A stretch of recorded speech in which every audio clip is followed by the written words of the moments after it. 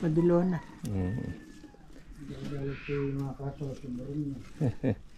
Naagad na rin gani katribya. Inaraw-araw na. Maganda naman noong pag nanako na gagawin yun eh. Isang buwan, puro dilaw. Oh? Kaya ngayon lang naman yan. Pagkatapos naman yan eh, titinag na. Mataas pa rin yan. 450. 450, 500. 470. Ay, tumaas ng 20 naman. Hindi, 500 ang kuha nung iba. Si kuha lang ang Eh, siyempre, dahil 17. Ako, kaya hindi na ako pipitas bukas. hindi, tsaka hindi, may bagyo bukas. Tsaka hindi, kahit may bagyo, pumipitas ako eh.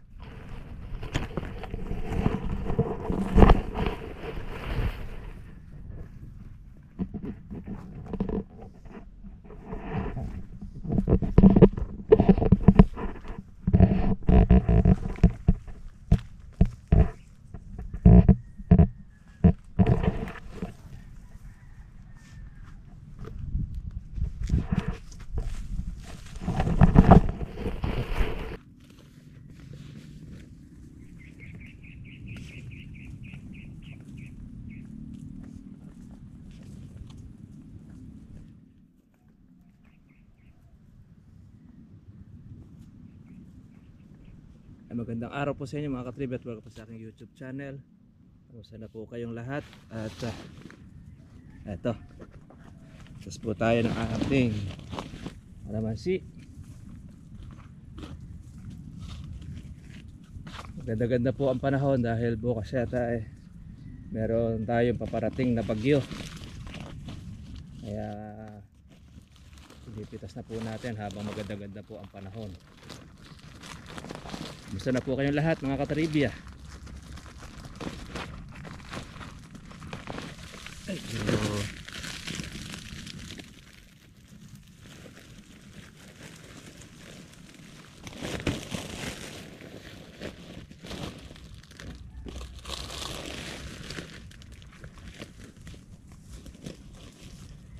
Ito tayong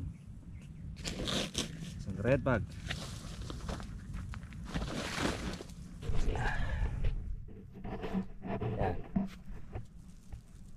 Tayo po ay makaipon ng ating pong pang-abono o panglagay po ng organic fertilizer dito sa ating kalamansi. Ang dami pong organic, ayan o. Yun po mga tayo po ng bulatin na yan.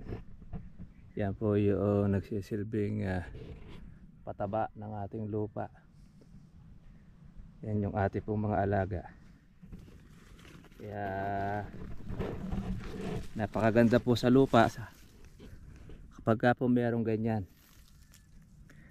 Sabihin ang inyo pong lupa ay healthy.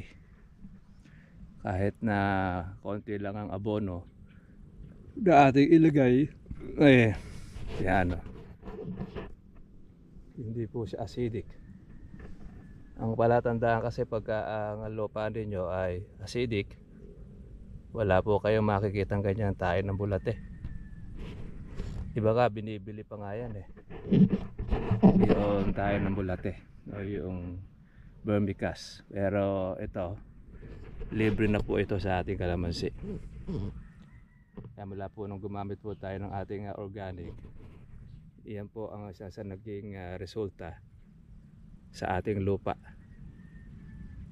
At kapag tayo nag-i-spray ng ating herbicide, nagiging katulong po yung mga bulate para yan ay makain nila. Tapos yan, madali po siyang mabulok. Kaya yung ating kalamansi healthy. Marami po tayo mga katiba pong pang October. di naman po natin sinasagad po yung ating pitas dahil tayo ay nagbabakasakali na baka itong October na ito tumaas o tubinag. Ngayon po talaga ay talagang bagsak po ang presyo ng kalamansi, kaya ngayon ay hati na po ng mga tagapitas ang mga may-ari at may sosyo pa yung mga ahente at buyer. Pinipitas na po natin kaysa naman po maging reject, madumilaw. Mas maganda na po yung ganito para at least ay maging pera at maging pantustos din po sa ating pangalaga. Malaki rin po mga ka-farmers po ang nagiging tulong nito, kahit halimbawa 2 o 3 mapipitas po natin, ay maganda po ang budget ni Mrs. Kaya ganda po niyan ay hindi po natin nakakayod pa ang bunga. Lahat po ng mga alanganin iiwan natin. At lahat lang po ng talaga pong pitasin na ibig na maging dilaw ay atin na po siyang pinipitasin na agapan. Nakakalungkot man siyempre dahil sa kalamansi po natin ay marami tayong kasosyo. Hindi lang po natin ito talagang maaktuhan, pero kilala naman po namin na talaga itong mga kawatan na ito. Hindi lang po natin mabigyan pa ng mahulit dahil yun na nga. Kaya as soon as possible gumagawa tayo ng pamamaraan na kung saan surprise na lang sa kanila. Mahirap po sabihin dahil nakamonitor din po yung mga hoodlum na yun, mga hinayopak. Kaya surprise na lang. Dahil dito sa amin ay meron na pong isang addict na nahuli po ng PNP. Kung totoosin, nakakagawa sila po noong mga illegal dito sa kalamansian dahil una-una may mga kubo rito, pagka sa gabi wala ng tao. Kaya po pwede nilang gawing motel, pwede nilang gawin nila yung kanilang gusto, maging pot session. Maluwag nilang nagagawa dahil wala naman tao rito pagka sa mga kalamansian. Kaya kung minsan sila nanay dyan po sa Tumana, medyo dati-rati okay, kukunti lang ang tao. Ngayon medyo kinakabahan din sila. Kaya kasi nga naman may mga adik po na mga lumilipot lalo pagka po gabi. Kaya lagi sila nakalak po ng bahay. Iba na po panahon po natin ngayon. Pagdating po sa kalamidad, bagyo, kaya kailan lang po itong ating latest na lindol sa Cebu. Ay grabe ang lakas, talagang gumuho, may mga building, establishmento ang mga nasira. Dahil talagang dinaig pa talaga itong bagyong nung nakaraan. Talagang marami sinira, marami rin pong binaha, pati mga bahay. Kaya iba po talagang sumira ang lindol. Establishmento talagang pag mahina, gaya ng isang simbahan, ay talagang nag-collapse. Daang taon naman na rin yung nakalipas, kaya mayayari talaga po sa lindol. Ay po mga ka-farmers, at pahinga lang po tayo ng konti.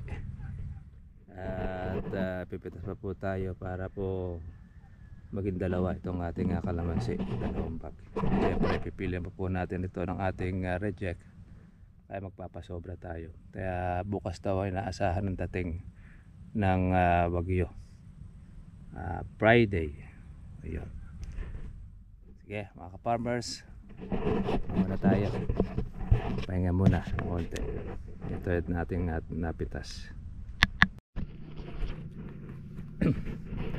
Yan mga farmers po, tayo po ay manananghalian at meron na tayong 2 bag, pero pipilihan pa po natin ito sa bahay at malalaman po natin kung ilan po ang magiging kulang. Kaya pagamat grabe po ang init, medyo kumulimlim lang po ngayon, paghahanda po ito mga ka-farmers po sa tagbagyuhan.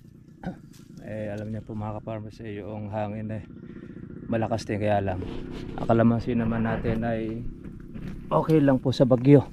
Wala po tayong problema dito pagdating sa kalamidad dahil makunat po ang sanga at makapit ang bunga ng ating kalamansi.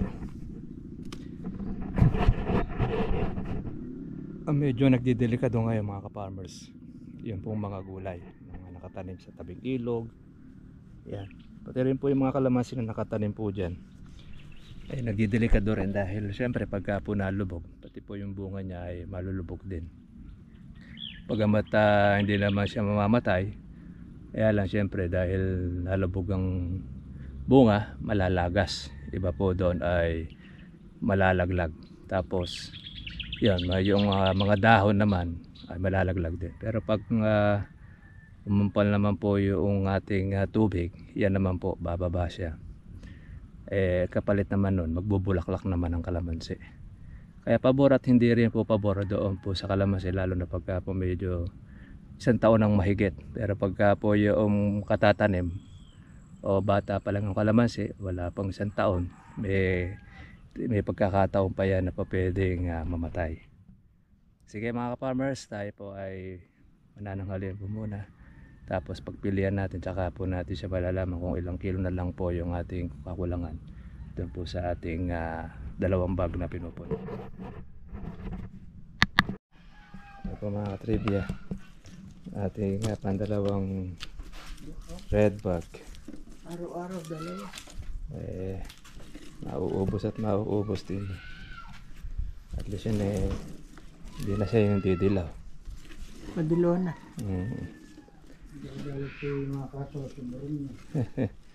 Naagad na rin na yung gani ka-trivia.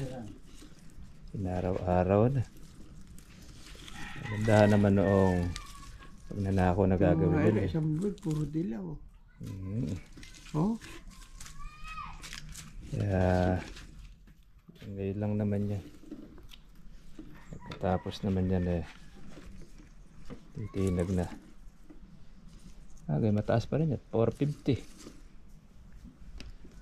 450, 500. 470. Ay, tumaas ng 20 naman. Hindi, 500 ang kuha nung iba. Si kuwan lang ang Siyempre, dahil 17. Ako, kaya hindi na ako pipitas bukas. hindi. Tsaka hindi, may bagyo bukas. Tsaka hindi, kahit may bagyo, pumipitas ako eh. Kaya lang, pagka gano'n namang, ala rin namang dagdag. Ayan. Ba't mag-aapra ka pa?